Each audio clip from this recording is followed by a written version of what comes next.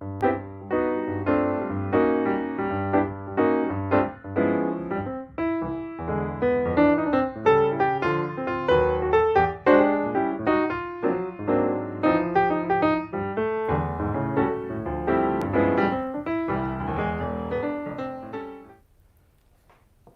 guys, it's me, it's Lauren Kennedy Brady, along with my special guest. Check him out, Fergie Philippe. Right here, he's coming back in just a minute to sing for us, to talk with us, and we are gonna have an amazing show. We are rounding out our virtual field trip of New York City. We had Nicholas Rodriguez, we had last week Telly Lung, and this week we have Fergie L. Philippe. Hello, star of Hamilton right now. Well, not right now, he's on Broadway shut down, but when it comes back, he's going to be starring again as Madison slash Mulligan in Hamilton. So we're excited to have him tonight. It's going to be an amazing show.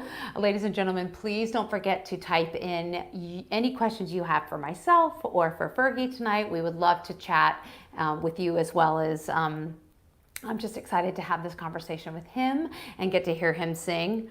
Next week, we are going to be back live in the Lauren Kennedy Brady living room with some amazing guests from our area. We decided it would be really awesome to expand who we are sort of promoting and celebrating on Living Room Live, and not just artists. We also want to celebrate theaters. So to kick off another sort of stint of a celebration of artists and theaters, we're going to have the North Carolina Theater founder and original artistic director, executive director, etc., Deanne Jones, along with the current producing artistic director, Eric Woodall. They are going to be my guests next week, Thursday, July 23rd, next Thursday, along with a very special performance from Yolanda Rabin, who, by the way, she was our very first guest on Living Room Live right when we sort of went into quarantine and decided to pivot our efforts towards virtual.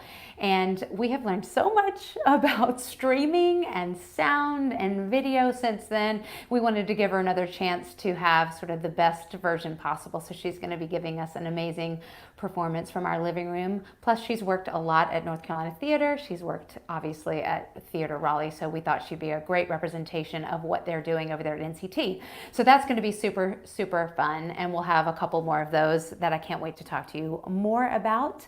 In the meantime, so while we are trying to, maybe not so patiently waiting for theater to come back, we are continuing to do our Living Room Live specials. I'm also going to do another reunion special, which is exciting. We did The Secret Garden last week. On July 26th, on Sunday, we are going to be doing a parade reunion special, which I'm really excited about. I get to host it, and I was also one of the stars, so I guess I'll ask myself questions. I don't know. We'll be showing B-roll. We'll be talking to some of the stars of that show, and that is going to be an amazing night, so please tune in to that. We also have some other fun announcements that I'll wait to the end of the show to tell you about, a more national exposure, that opportunity we have coming up, so that'll be coming up soon.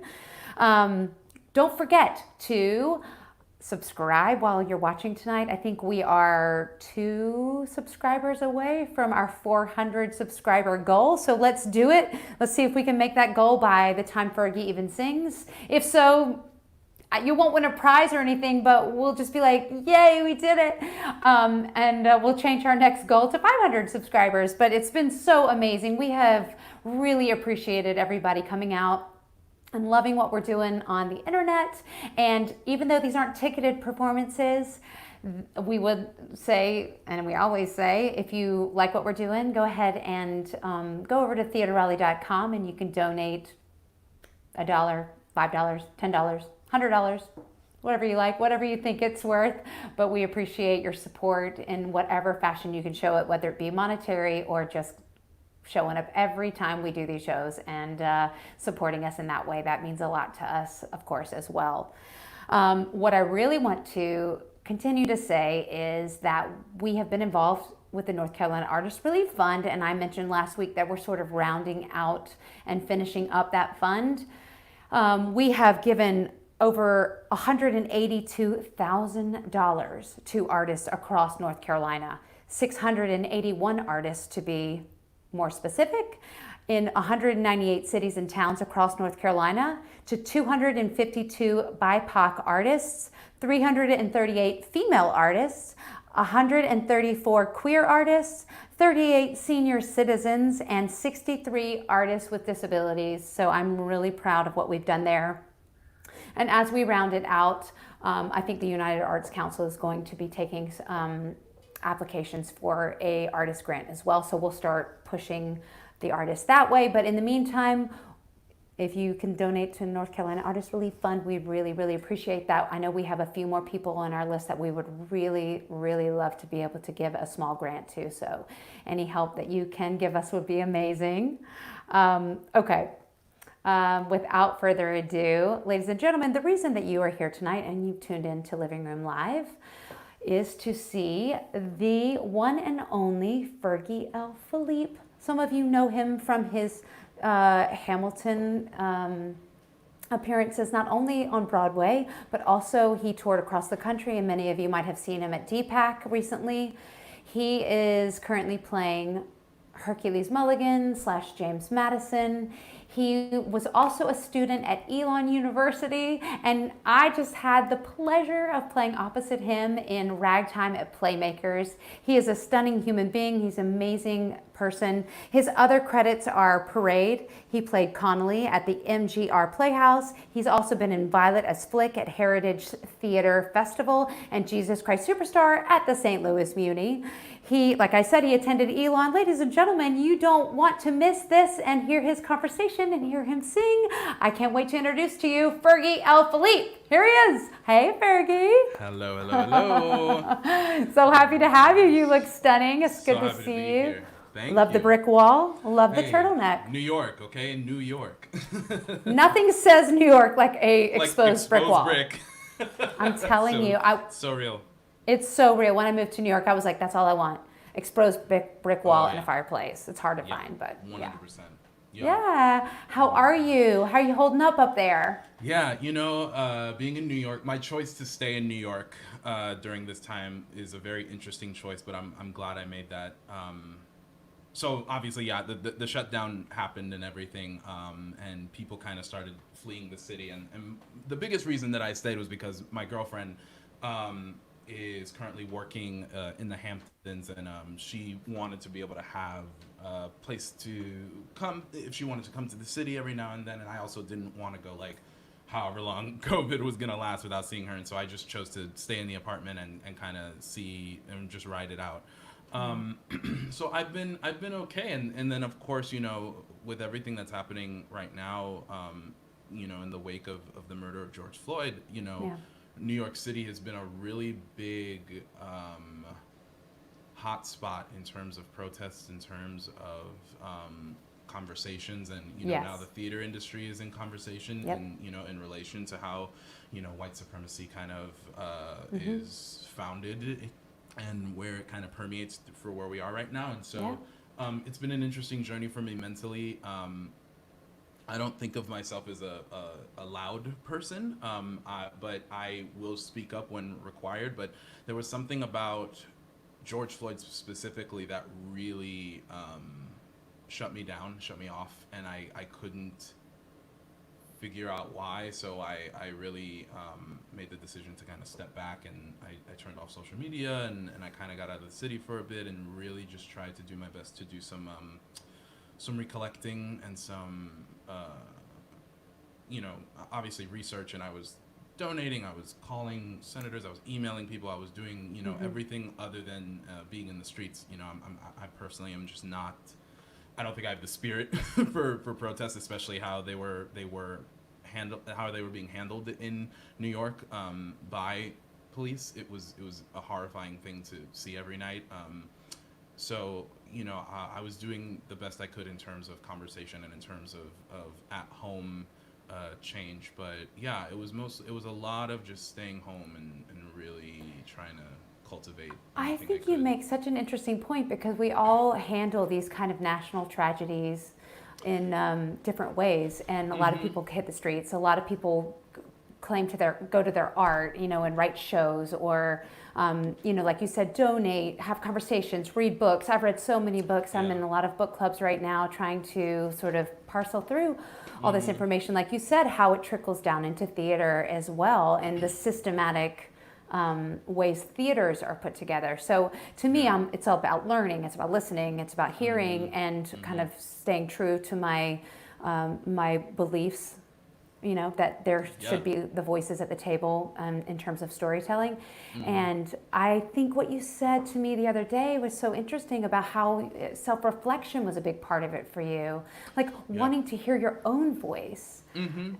Yeah, and it was just interesting. Like, it just felt like, for me, this is not negative or positive, but it felt loud for a long time, and I realized that when I'm in loud spaces, I get very anxious and I get very verklempt, and I'm just like, okay, I need to kind of step away and go find space on my own just to know what I'm thinking, especially when you grew up in a generation that is so addicted to the word, so dependent on social media and so dependent on following celebrity voices to, oh, something happened, let me go to Twitter and figure out what my favorite celebrities feel about this. And it's so easy for me, at least, to get lost in that and not remember, oh wait, I have my own brain, my own instincts, my own experiences. Even though I'm young, they still count and they're valid towards what I'm feeling right now, so let me go away and go figure that out. I think that is so important. I feel the exact same way. You get so inundated sometimes with social media, and of course a lot of it, we create our bubbles, and a lot of what I see on social media, of course, I agree with and concur. But I have I have too, and you just said it so well, and it really rang true to me, is making sure that we're touching in with ourselves and being clear with our own intentions when it comes to these really devastating moments in time for us. And I think with COVID-19 happening simultaneously, the universe has got our attention, and we are listening and we're learning and we're witnessing it and able to act in the way in which it feels most appropriate for us. But I'm really glad that you came on tonight, and you are doing okay up there, and you're safe, and you're spending your time, like you said, self-evaluating. You also mentioned to me that you were also doing some other kinds of learning. Can you talk to us about that a little bit? I want to hear what you're up to. So for those who maybe know me personally, I haven't really spoken about it much on social media since I've been off, but I'm going back to school technically, starting in the fall. I'm going to take an online course with University of Connecticut. They have like a puppetry certificate program that's like 4 courses out of their MFA program that they teach all online, and that kind of started happening, I think, because when the shutdown happened, and we were talking about this the other day, this idea that I'm so grateful and lucky and fortunate that I have been working since the beginning of college. If I wasn't in school, I was working nonstop. Like truly nonstop and just constantly doing different things. And so I've never had the proper break to really ask myself, who am I without this, or without performing, without acting, without these accolades or these monikers attached to me, like the Muni or Broadway, national tour, this and that. And so when all of that is stripped away and everybody's kind of at ground zero, there was a lot of anxiety, because I was like, oh, I think I only valued myself when I had those things attached to me. And after a lot of talks with my therapist, # my therapist rocks, I hope she's watching. I hope she's watching too. She was like, instead of being so pressured by this, think of it open, instead of feeling like you're going down, look up and see how much is above you. See the expansion that is possible. And so I basically just started going back, what do I like? And I was like, I don't know what I like, really, and then, I realized that, but it was something that puppetry has always been a big influence in my life from when I was a kid, and it was kind of how I actually came to theater. But puppetry was one of those things that, some 8-year-old is like, I want to be a puppeteer, and it's not going to be met with good responses most of the time. Aww, a little Fergie wanted to be a puppeteer. He just wanted to be a little puppeteer, and it was like, you sure about that, buddy? You sure? So instead, I was like, I want to be an actor. And somehow everyone went, that's smarter. That makes more sense. Get that degree. Cut to those people on Sesame Street are making a lot of money. I mean, listen. Come they on. know what they're doing. They know what's up. But like, yeah, I mean, Sesame Street, The Muppets, and specifically Jim Henson is my biggest artistic influence ever. And he, you know, I get emotional when I think and talk about him. And even though I wasn't even in the same lifetime when he was around, it's just like it's just one of those presences and one of those forces in the artistic world that has really shaped who I am as a person. And so I started really delving into that, into what is it about Jim Henson that fuels me. And then as I started, you know, thinking like, well, what can I do with puppetry? Okay, I know this company that makes these really great practice puppets. Let me order one and just see. I can get a camcorder. I have an old monitor here, and so and the reason for that, for those who don't know, is television puppetry involves a monitor system. They don't watch themselves; they watch their performances through a monitor, and that's how they're able to assess themselves in real time. And so as I was kind of going through all this stuff, I was like, I actually have the resources, and I have just enough money that I can start, you know, investing in this, you know, little by little. And so I started. And then I started trying to make connections with people that I knew, and you know, and it's now gotten to a point where like I've connected with so many puppeteers I've admired my whole life.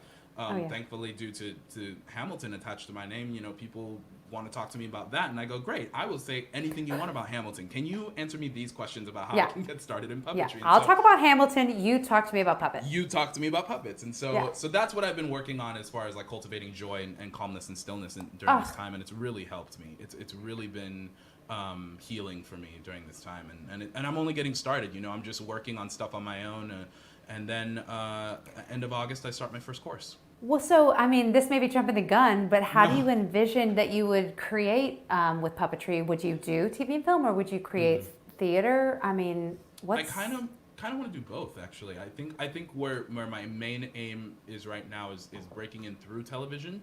I'm taking the course at University of Connecticut mostly because I really want to understand building. I want to understand resource. I want to understand like what is the language and the communication I need to have with different puppeteers, different puppet builders, different puppet companies, because I do eventually want to own my own theater company, or at least own my own production company that's able to produce some of these really I want to do like really crazy, you know, puppet productions. Like I'm currently conceptualizing a concept. I'm conceptualizing a production of A Christmas Carol that involves all of the different ghosts that Scrooge visits, being different types of puppets. And so the Ghost of Christmas Past is a shadow puppet, and then Christmas Present is a life walk around puppet, and then Christmas Future is this kind of really giant puppet that kind of overtakes the whole theater, and all of these different things.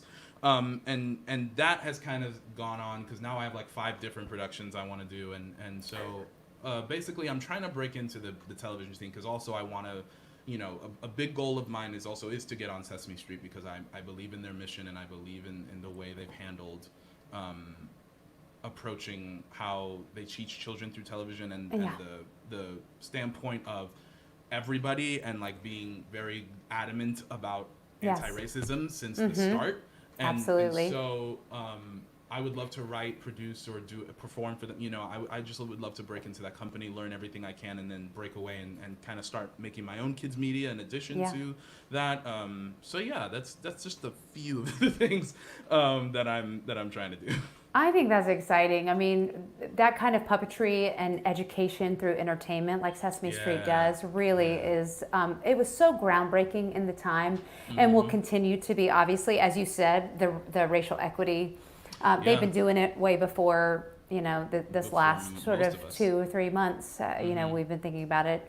So I'm so impressed with you, Fergie, that you are thinking creatively outside of just like, you are at the height of your craft. You are playing in the major leagues right now on Broadway in Hamilton, yet you are still like, oh, there's other things. There's other opportunities for me, and you want to create continually and not just sort of sit back on your laurels, because you could. I mean, you could just go from Broadway show to Broadway show if you wanted to.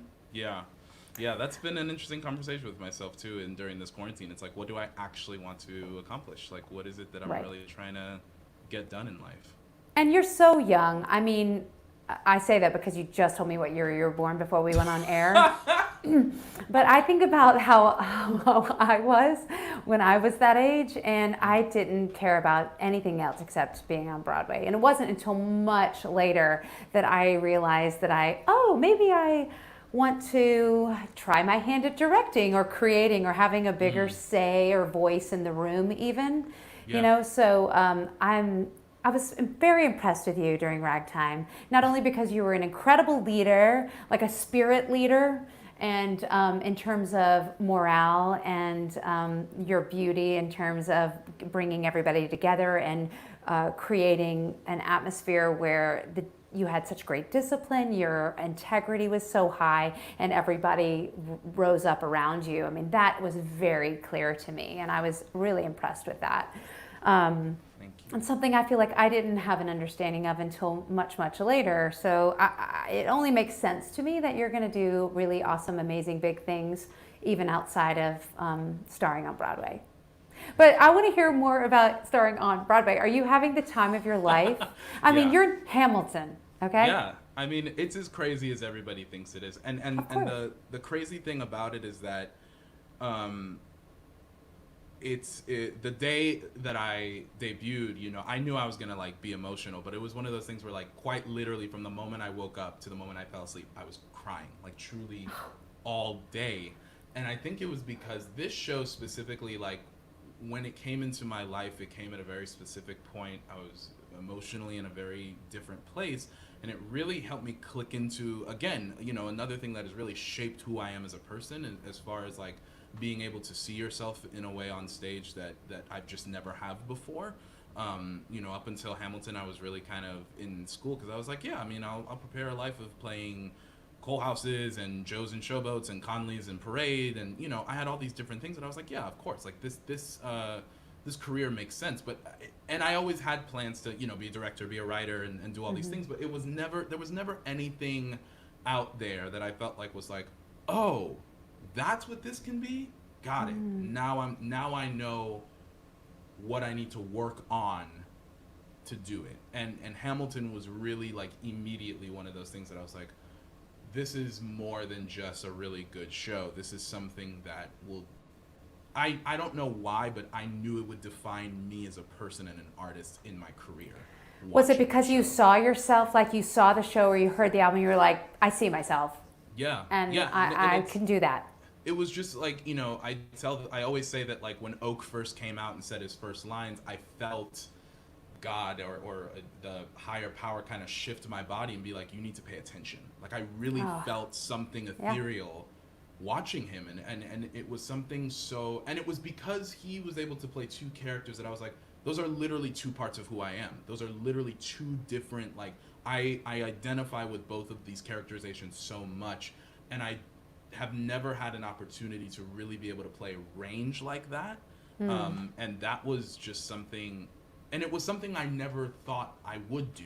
I think that's the crazy part about it, is that it was like, oh, so I can have that. I can have that kind of depth, and it feel rewarding, and I don't have to like, I'm not knocking Shakespeare because I love Shakespeare, but it was like I don't have to do a Shakespeare role in order to get that kind of depth, because at that time, Shakespeare was kind of the only place where I felt like I was able to bring that kind of That's interesting. acting. But Hamilton really made me be like, oh, there's a different level of this that I'm not seeing in other shows that I'd like to access. And I think that's the whole thing about Hamilton, is that it's accessible in a way that Broadway or theater in general just hasn't been before. Oh, I totally agree. And you, by the way, nailed that range as well. It's true. I do think that the track that you're playing, the Mulligan Madison track, the characters are so different from Act 1 to Act 2.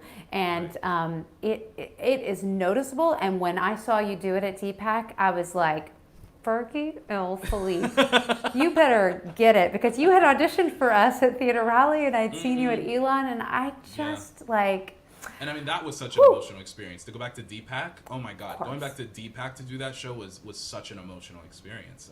That theater meant so much to me. I saw so many shows. The Raleigh-Durham area is so important to me, especially if you go to Elon. You're always in Raleigh-Durham, either on the weekend or to go see shows. And like, you know, it's just one of those. So being there was such a different experience in itself. And I mean, I could write books about everything the show gave me after I got cast, let alone before I got cast, you know. Oh, no doubt. I mean, I can only imagine having the conversations with other cast members and the directors and resident directors and just everything that goes into it. You know, the viewing audience can only imagine so much, but what you probably understand the depth in a way that's unfathomable for us.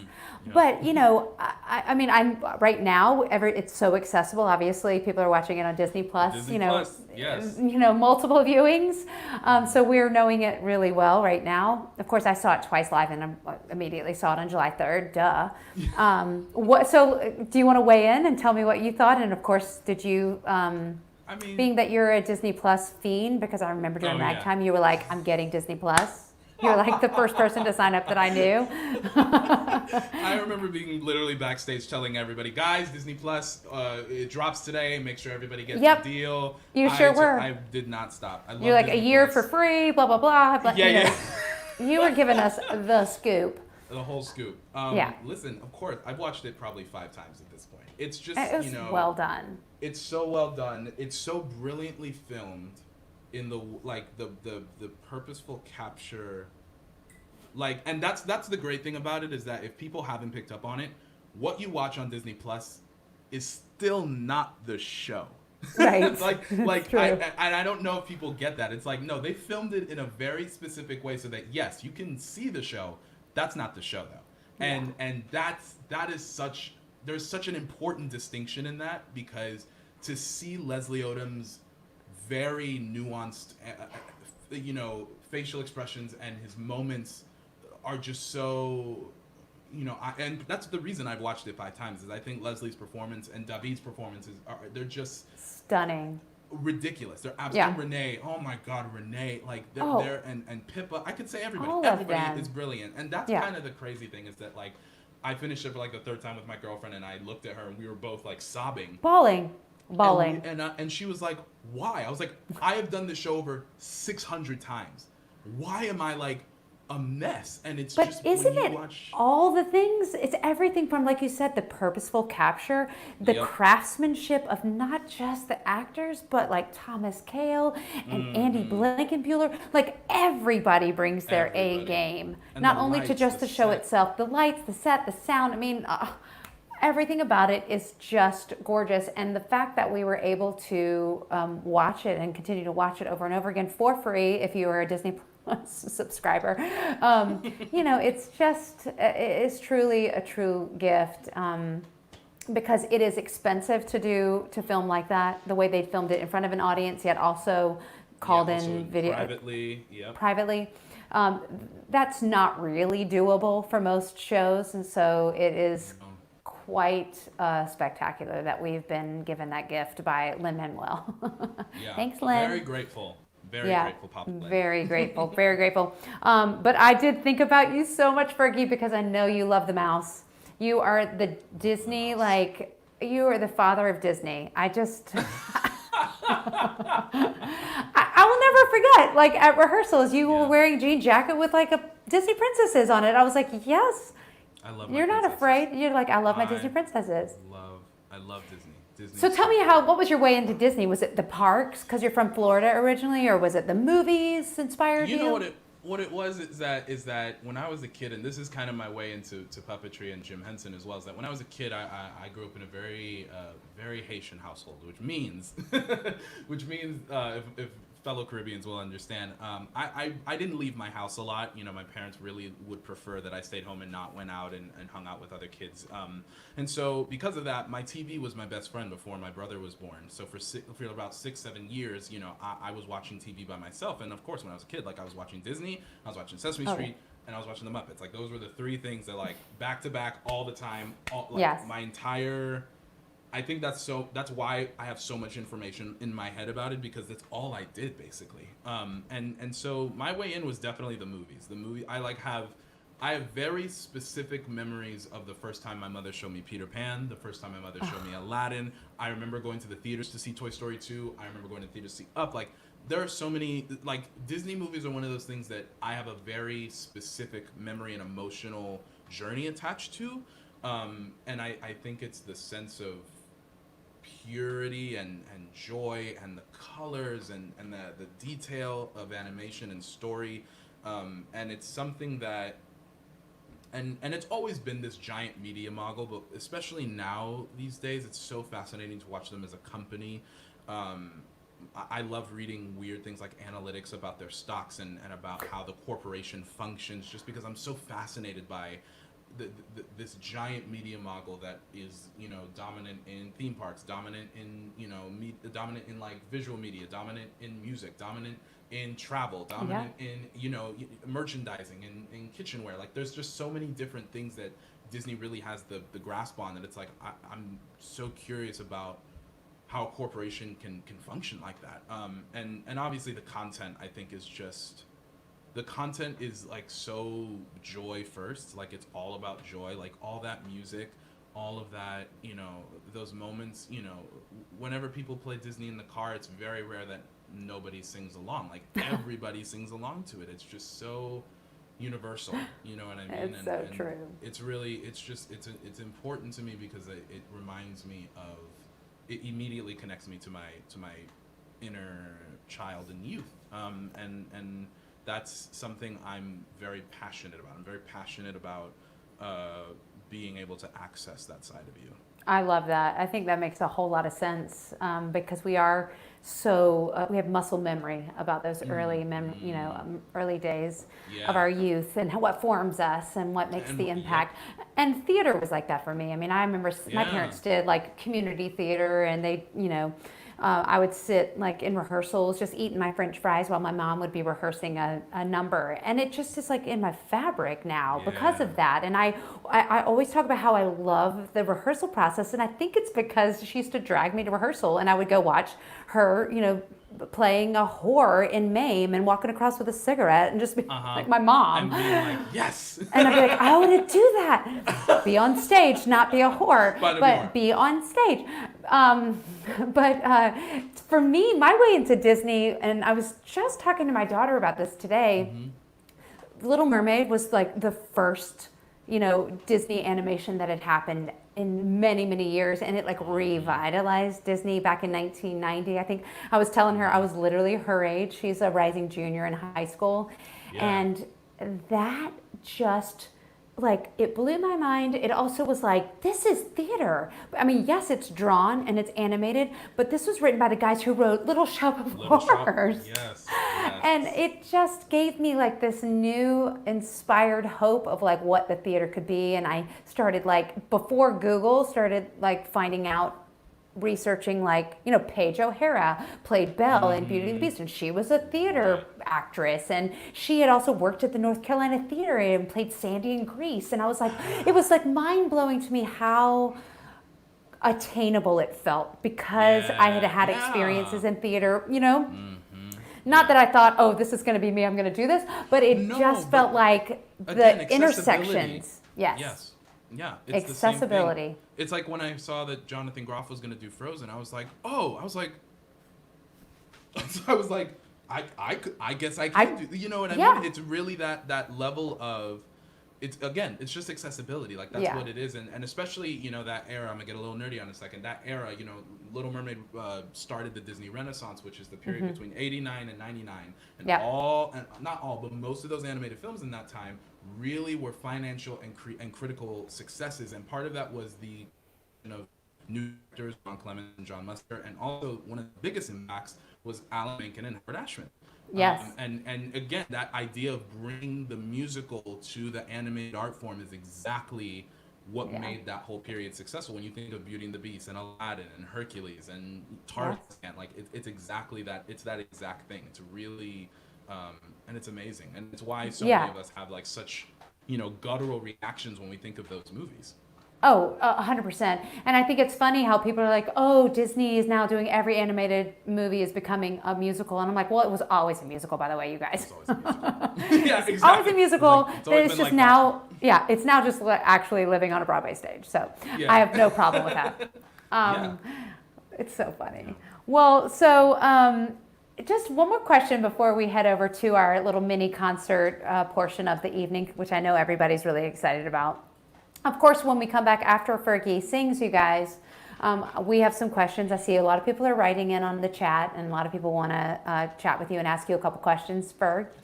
But I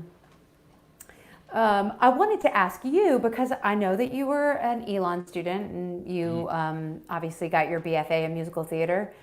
What would you tell theater students now, either at Elon or wherever, high school, college? What is different about living the dream in New York and pursuing being a professional actor and the sort of educational side of it? Is there something that you've learned that you would pass on now? Yeah, I would say that, and I think this was something that I tried to tell myself while I was in school, but it's difficult. I'm not. I just had a lot of conversations about the structure of musical theater programs, and this is not to bash my program. I love my program. Obviously, I loved going to Elon, but musical theater programs, I think, have a tendency to lead us into believing there's only one type of success, or because of the pressures that we as people put on ourselves as artists naturally, because we're pouring our heart out, or we just walk around with open hearts all the time. It leads us to believe that varying levels of success can exist. It's Broadway or bust. And listen, as somebody who's on Broadway, it's amazing. It's great. It's definitely amazing. But 3 weeks in, I was like, all right, what's next? You know what I mean? And that is so. I know very few people who get to Broadway and don't feel that. You know what I mean? 100%. Like, and that's natural as humans. It's natural as artists, for sure. As actors and performers, we always are like, what's the next thing we can get a jump on? And I think the biggest thing that I was really teaching myself was making sure you understand varying levels of success. And success is being able to set up an environment where you thrive. That is the only level of success. And so it can look like millions of things. And I think sometimes people think, oh, a plan B. And it's like, no. What are different areas you could see yourself in that you would be just as happy, or you would feel just as successful as being a lead on Broadway? You know what I mean? Yeah, I so agree. I always say that's like the happiness quotient, because there is a lot of external pressure to be like, when you're on Broadway, then boom, you're a success. Yeah. But another thing I've always said when I would go back and do master classes and teach is that the best thing about being on Broadway is walking through the stage door. Because you're like, oh, look, I'm in Schubert Alley. I'm walking through the stage door. And here I am in the Imperial Theater or whatever. But once you're inside, it's just like doing a show. It's just like doing a show. Anywhere else in the world. I never thought about that. That's exactly true. It's literally just like going in, signing in, walking up the steps. Like that's the best part. That's the best part. And then you do a show. And I mean, or it's the most like prestigious part. You know what I mean? It's the part that feels like you've made it. Like you've made it. The other part of it is like now you're just doing what you love and what you're good at and what you've trained to do. And you could really be doing it anywhere in the world. We just have this brand of Broadway attached to like what success is for us. But I guess it's easier said once you've done it, and so people still want to aspire to it. But I always tell people, what makes you happy, what makes your heart happy. Just saying yes to things and performing. If that's what drives you, if that's what you love, then love it anywhere. And if your heart is true in that way, then it'll take you where you're supposed to be going. Yeah, it's true. It's very, very true. And I think that what's interesting about that is with Broadway specifically, like that's I think that's what makes it exciting for a lot of people, or where I've seen a lot of my friends kind of fall off cliffs. It's just the Broadway aspect, but once you take away Broadway, it's theater. It's just theater. Yeah. It's just doing theater. Yeah. And it's the people, it's the community that I love. Yep. Yeah.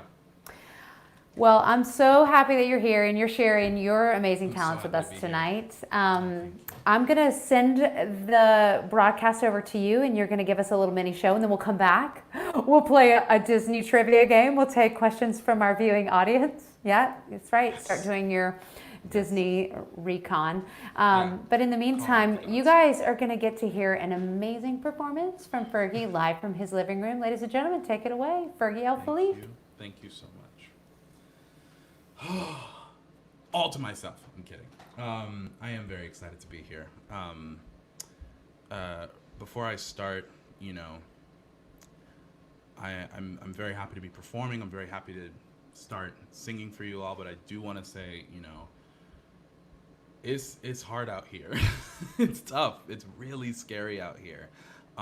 But keep cultivating joy for yourself. Keep cultivating pure joy, calm stillness for yourself. You need this. We're as a society in many fights right now, and make sure you're getting your rest.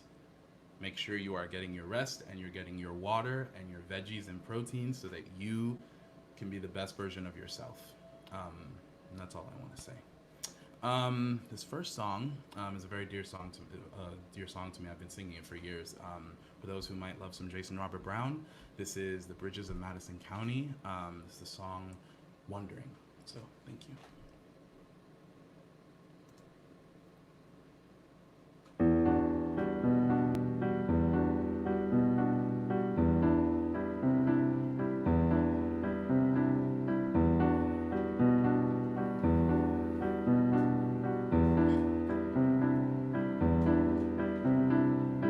A little twinge, a little shock, a little whisper at the bottom of your memory. A sudden wind, a gentle knock, and then a rustle in the leaves. You hold your breath, you check the lock, you reassure yourself there's nothing at the window. But you're wondering.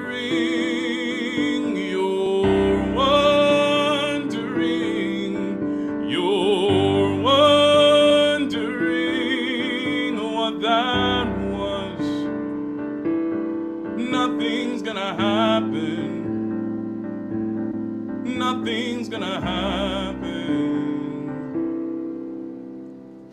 You turn a key, you flip a switch, you settle back into the blissful unfamiliar. You close your eyes, but there's an itch, a little hurt your heart retrieves.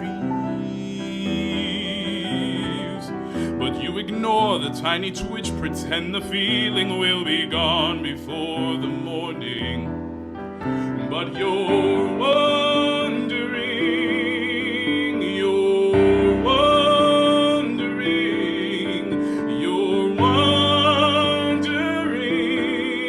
where you are. Nothing's gonna happen. Nothing's gonna happen.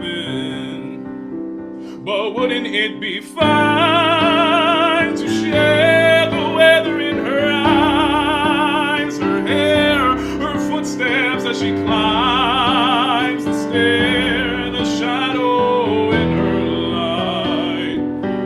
And when everything you know is true, and everything you want to do, and everything that makes you collides against the night.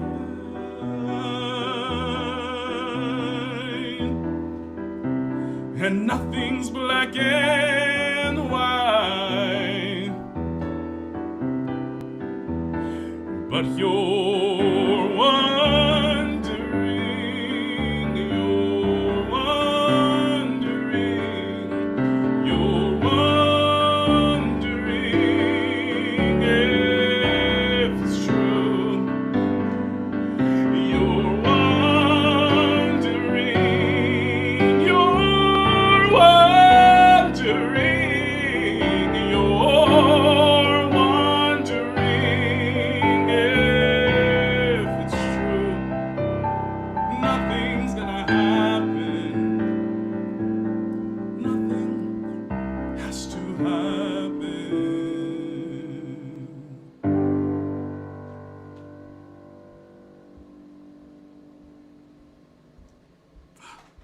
Thank you guys.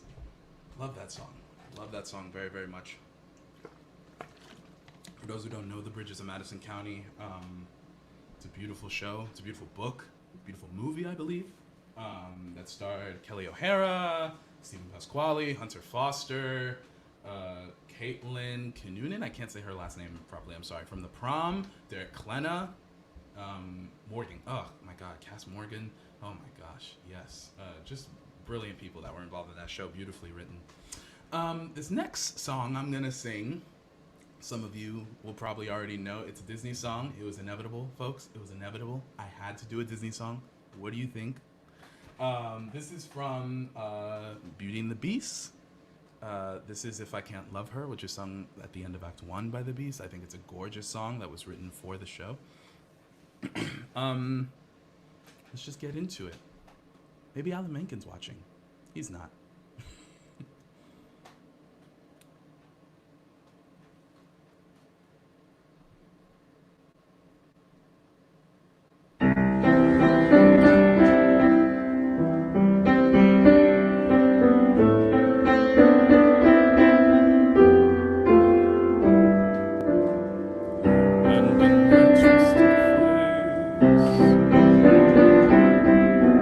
There's not the slightest trace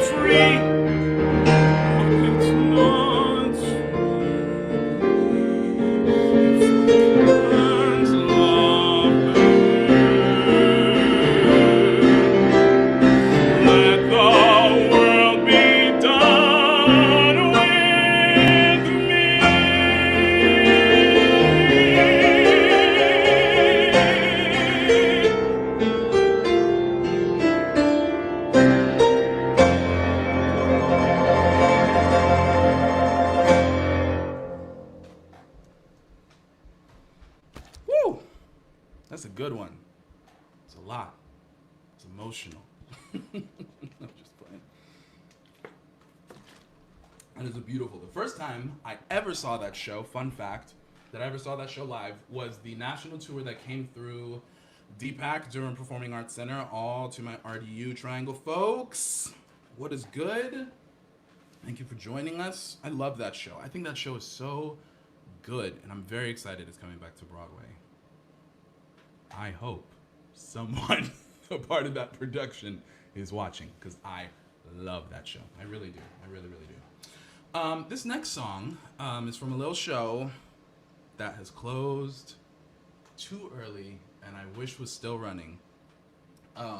It's a wonderful show written by Dave Malloy, The Great Comet of 1812, Natasha Pierre and The Great Comet of 1812, as written by Dave Malloy, directed by Rachel Chapkin, starring Josh Groban. I could go on and on. This is one of my favorite songs ever, and I've never had the chance to sing it. I'm very excited to sing it tonight. Dust and Ashes, written specifically for Josh Groban for when they moved, I believe, off Broadway.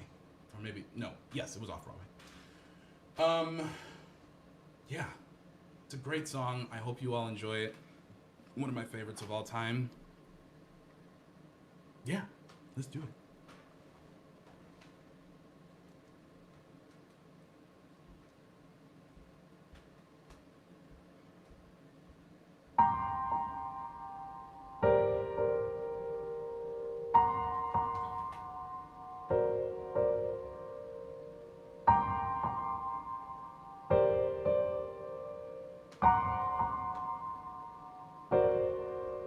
Is this how I die? Ridiculed and laughed at, wearing clown shoes.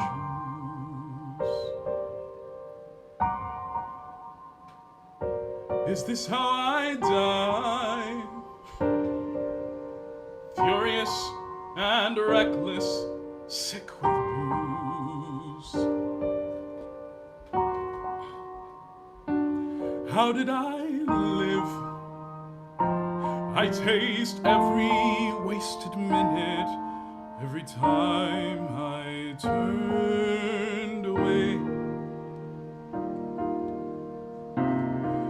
from the things that might have healed me. How long have I been sleeping?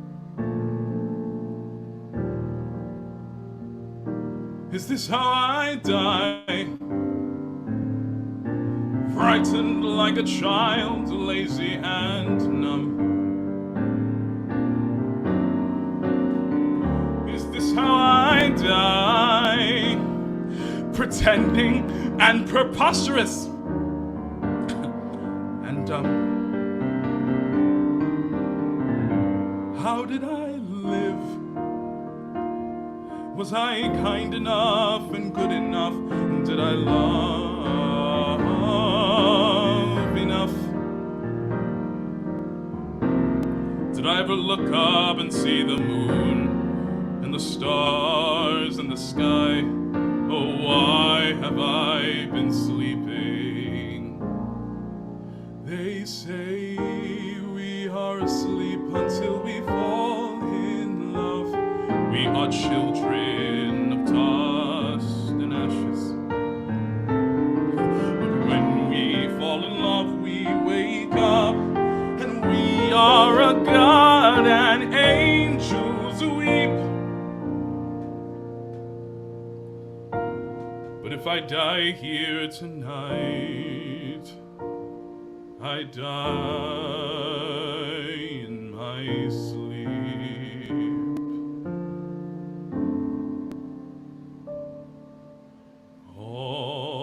My life has been searching the words of poets and saints and prophets and kings, and now at the end, all I know that I've learned is that all that I know is I don't know a thing. So easy to close off, place the blame outside, hiding in my room at night so terrified. All the things I could have been, but I never had the nerve. Life and blood. Is this how I die? I've had my time, closed my eyes, let the death bells chime. just don't care. Nothing's left, I looked everywhere. Is this how I die? Was there ever any other way my life could be? Is this how I die? Such a storm of feelings inside of me. But then why am I sleeping? Why am I shaking? Oh God, was there something that I missed? Did I squander my divinity? Was happiness within me the whole time? They say we are asleep until we fall in love. We are children of dust and ashes. But when we fall in love, we wake up, and we are a god, and angels weep. But if I die here tonight, I die in my sleep.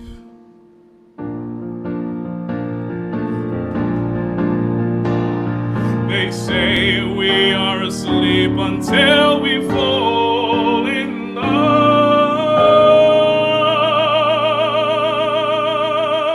And I'm so ready to wake up now. I wanna wake up. Don't let me die while I'm like this. I wanna wake up. God, don't let me die while I'm like this. Please let me wake up now. God, don't let me die while I'm like this. I'm ready. I'm ready.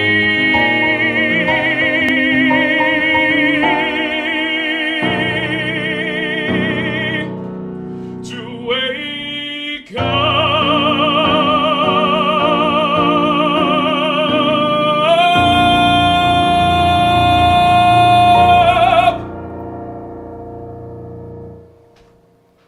Yes! Woo! Amazing! People are clapping all across RDU. Oh, I don't care. Keep singing it. I want to hear more. That was amazing. Listen, Fergie, I would cast you in all three of those roles. Are you kidding me? Oh my gosh. I want to see you play Robert in Bridges. No doubt you would be incredible as the Beast. That would be everything. That would be everything. The Beast. You should be the Beast. There's just no two ways about it. Is it coming back to Broadway? I didn't hear that. I heard, so they announced the revival, and I heard it was, originally the plan was international. But then I've heard since then, there are inklings of, instead of international, that perhaps it's Broadway. Broadway. You need to play that part. I would love Absolutely, no doubt. That was stunning. And I love Natasha and Pierre in The Great Comet of 1812, the longest title ever on the planet. Ever. But God, so good, Fergie. Thank you so much for sharing that from your living room with your Rode microphone. And I know you debuted that song. It was the first time you had sung that. Yes, it was. And also debuting live my Rode mic. So it's it's a night of debuts, yes. I love it. I love that Rode mic. It sounds great. Okay, we had a couple questions that I'm going to ask you really fast. Allison wanted to know, what is the craziest audition story you have? I think that's what she said. Let me go back. It's my final callback for Hamilton, if that's okay. Let's hear it. The question. So basically, I was doing Parade at Merry-Go-Round in upstate New York, and I got a call from my agent the Sunday. We were closing on a Wednesday matinee. The Saturday before, I got a call from my agent saying, "Hey, when do you close?" I said, "Wednesday matinee." They said, "Great, you have a weekend of final callback starting with the dance call on Thursday at 10 a.m. So I'm going to see how quickly I can tell this. Basically, as soon as the show was over, I brought my luggage to the theater. No. As soon as the show was over, I got in a van, couldn't have any festivities, got in a van, went to housing, picked up my luggage, went straight to the airport to get on a flight from Syracuse, New York to DC to go back to Manhattan. That was the only flight I could find, so whatever. Yeah. The flight to DC is late, so I missed my flight to New York. It was the last flight into New York of the night.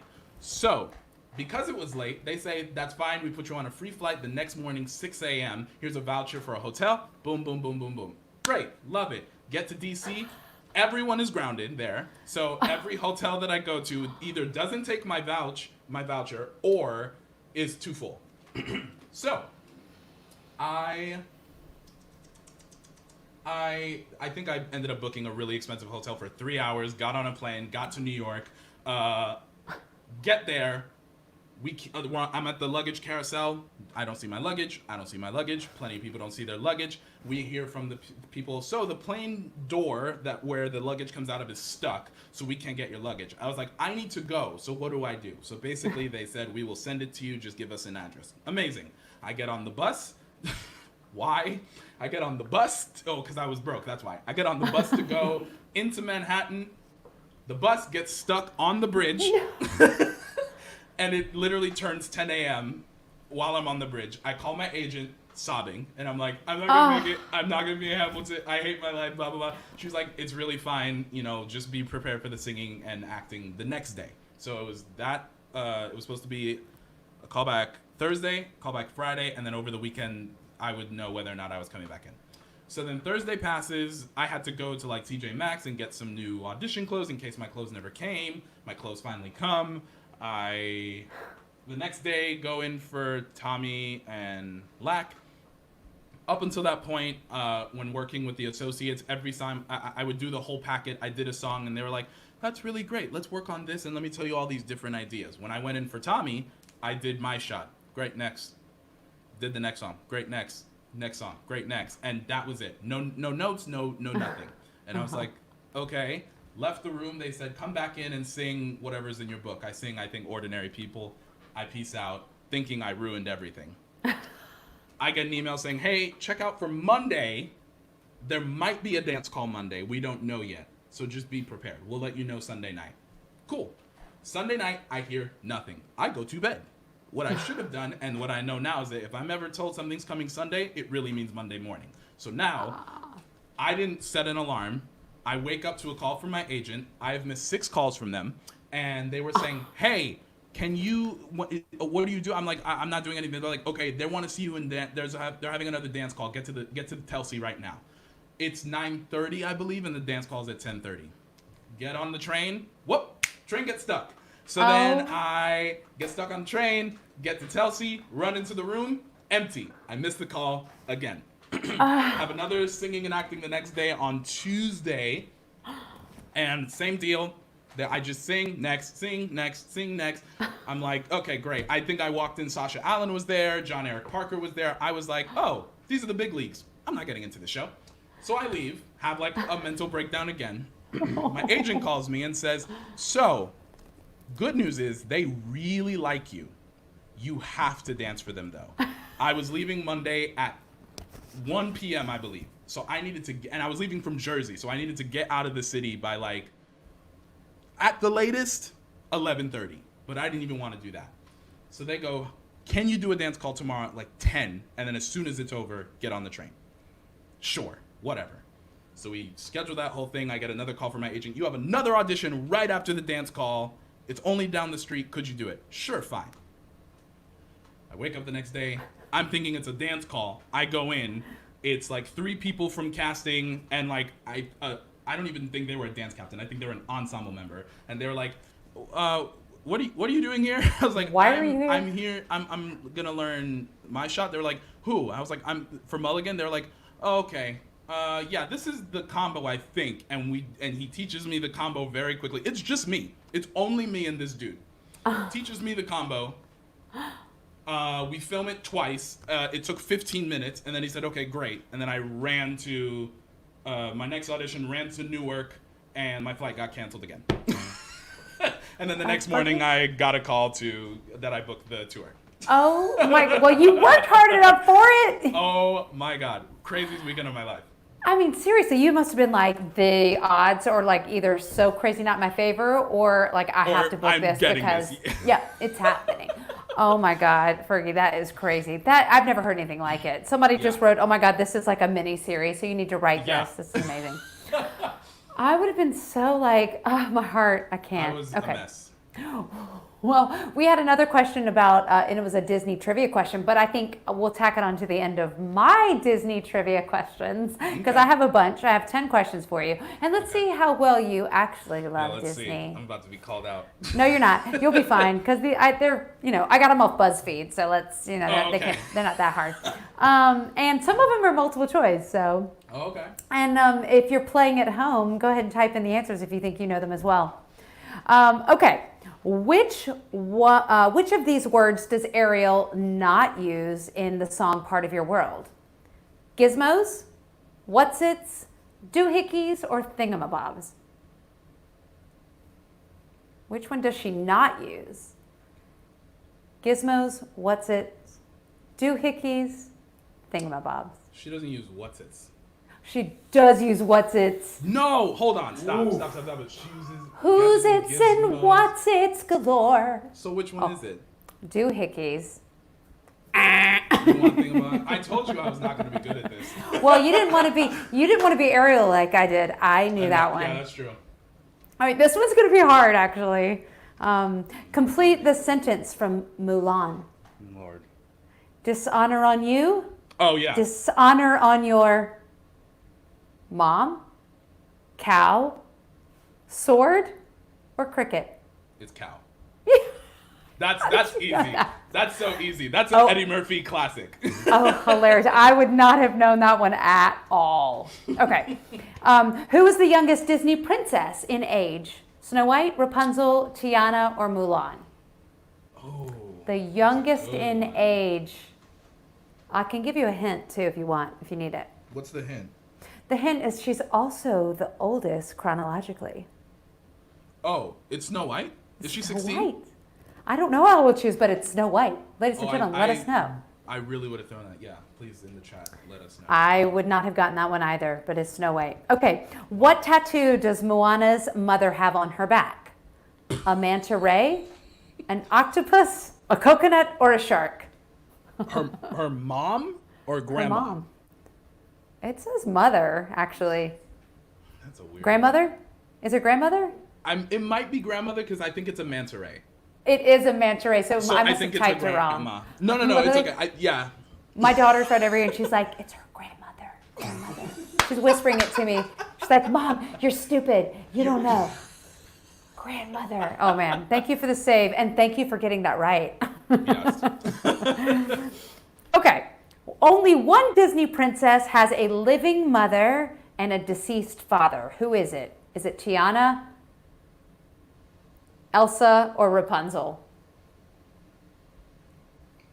A living mother and a deceased father. Yes. It's Tiana.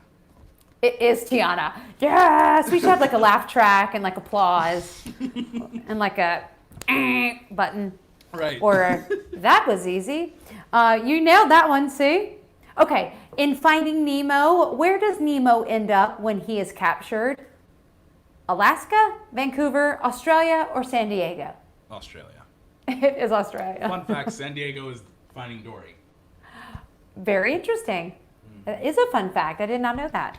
When I asked again my daughter that question earlier today, she said, a dentist office? I was like, well, yes, but what country? Correct. But what country? Okay, how long does Lumiere say that the curse has lasted in Be Our Guest? 5 years, 7 years, 10 years, or 16 years?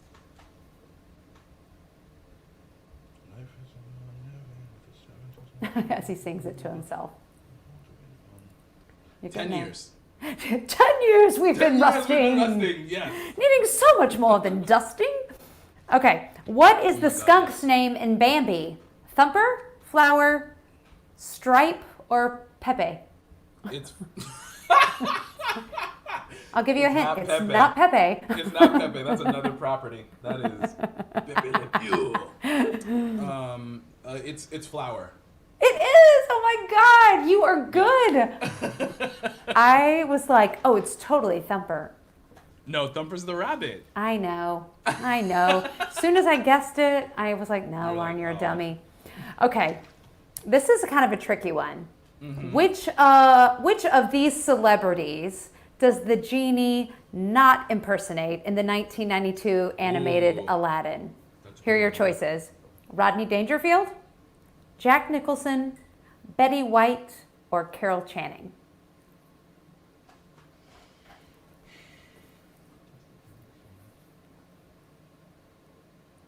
Look, he's taking it very seriously. Can you repeat them? Repeat? I'm trying to remember the impressions in the movie. Rodney Dangerfield, Jack Nicholson, Betty White, or Carol Channing? I'm choosing between C and D. I'm gonna say, it's probably wrong. I'm gonna say Carol Channing. It's probably wrong. It's Betty White. It was Betty White. Oh, I knew it was the news. I knew it was the two of them. Yeah, you were That's so C or funny. D. You didn't know. Yeah. Ooh. Betty White. You know, Betty White came into fame like a little bit later. You know, yeah. I mean, she was always famous, but like everybody started to become obsessed with her like 4 years ago. Yeah. Okay, what is Minnie Mouse's full name? Is it Melinda, Mary, Minerva, or Wilhelmina? I'm pretty sure it's Minerva. It is. What kind of name is that? I was like, Manola? Yes, it's Minerva, which is so strange. Minerva. The whole family of them have such weird names. Originally, Mickey's name was supposed to be Mortimer. And it Can you imagine? Yeah, well, that's exactly what happened. Apparently, the legend, there's like many different legends on how it happened, but the biggest one is that Lillian, his wife, was like, you can't name him Mortimer. Like, it does not sound pleasant. Mortimer Mouse. Yeah. Mortimer Mouse. Oh my God. Okay. And then last but not least, and we'll like end on a high note because I know you'll get this one. What happens when you wish upon a star?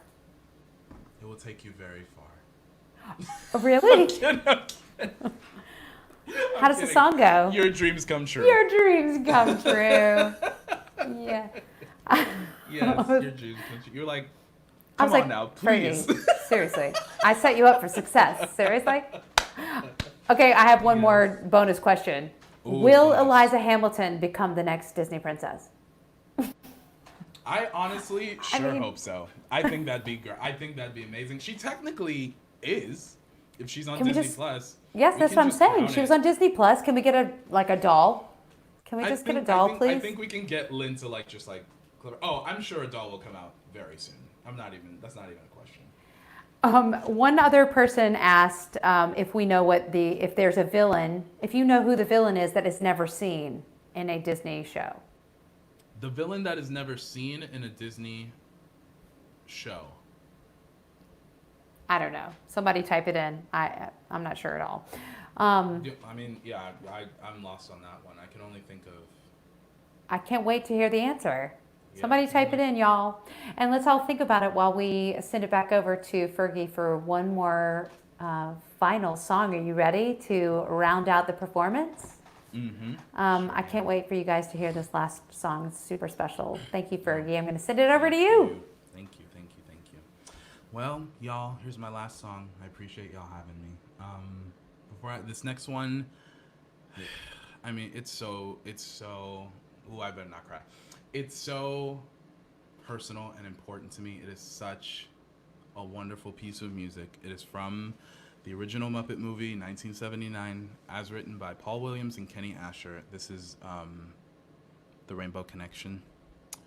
I am dedicating this to so many people, but I'm hoping that this is I hope this resonates with the joy that people need to find right now and the calm and light moments that we need to find within ourselves. I dedicate this to all the people protesting. I dedicate this to all the people fighting. I dedicate this to all those poor people who have lost their lives to senseless violence from systems that are erected in this country. All Black Lives Matter. Black Lives Matter. Yes. So enjoy The Rainbow Connection.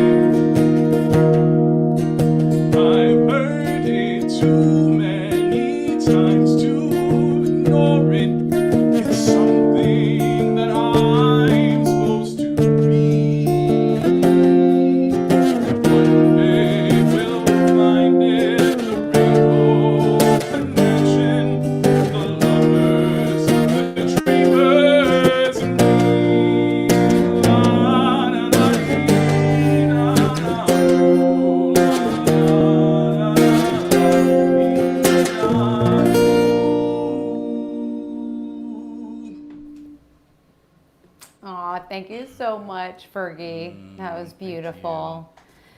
I'm always chasing rainbows during this period of time. I'm telling you, that Yes. was so beautifully put before you started singing. Thank you so much for saying all that. It's awesome for us to hear that and be reminded. And that song just drove it right home. So gorgeous. And thank you for spending this time with us tonight.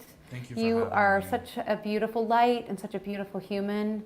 You bring that obviously to your art, and you also bring it to just these conversations and your relationship. So thank you so much. I can't even thank begin to you. tell you, and I know our audience loved hearing you sing and hearing us chat. Well, I'm so happy that I got a chance to be here. I really appreciate it, Lauren. Well, you stay well up there, okay? And come I back to shall. Raleigh soon, You all or the down Triangle there. area. I totally will. I'm planning a season of Beauty and the Beast, Bridges of Madison County, and Great Comet, and I will just starring move Fergie to L. Raleigh. Philippe. Bam. And we Fergie will season. create, and we'll create some shows where you can craft the puppetry as well. I love that idea. Let's talk. Bam. We'll keep That's talking. That's the best artistic director I've ever heard from. I'm telling you, I like to do things with people I love and create Yes. shows where people get to Yes. be creative. So let's talk. Absolutely. Yeah. Please. Anyway, be well, Fergie. Thank you so much, ladies and gentlemen. too. Clap for Fergie L. Philippe. We love you, and now we'll see you Thank soon. Love you. I'll see you soon. Bye. Okay, ladies and gentlemen, another wonderful installment of Living Room Live. I hope you enjoyed tonight's performance as much as I did and enjoyed the conversation with Fergie. So next week, like I said, we're going to be back in my living room with Deanne Jones, Eric Woodall, and a special performance by Yolanda Rabin. Why don't we roll tape, Charlie?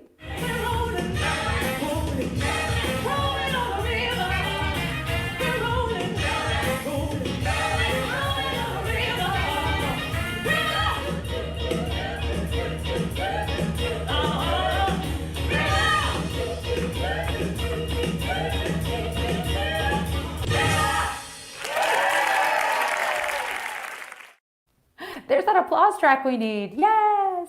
We're excited. That's going to be a really great show. So don't forget to tune in next week at 7:30 on Thursday night, July 23rd. And after that, you guys, a really fun announcement I get to make tonight is that some of you know my friend Seth Rudetsky has been doing a show quite similar to Living Room Live called Stars in the House. They do it every Tuesday through Sunday. They have been doing so many, hundreds and hundreds of shows.